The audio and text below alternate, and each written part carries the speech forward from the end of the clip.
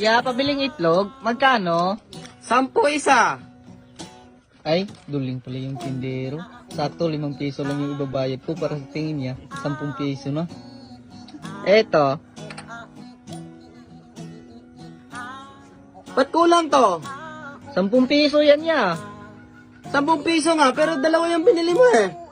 Ako ay isang bobo, lumipad sa ere. Di niyo ko makita, lumabas ng bansa. Sulit ang pera ko, nagka-eroplano.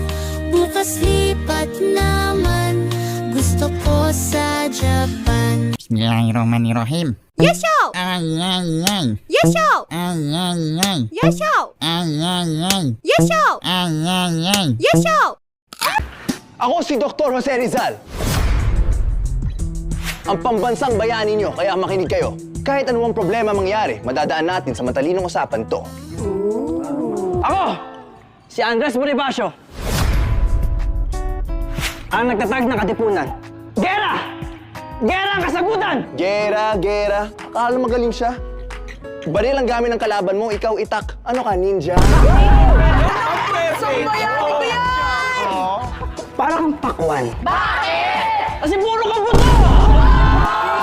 Matapang na bulinggit. Puro ka fight. Kaya nga ikaw ang una sa digmaan eh. Kasi nga, find your high. Habang kami nag-aantay, lumalabat at binumura ng emosyon, yung Dr. Jose Rizal nyo, nandun na Espanya, nagbabakasyon!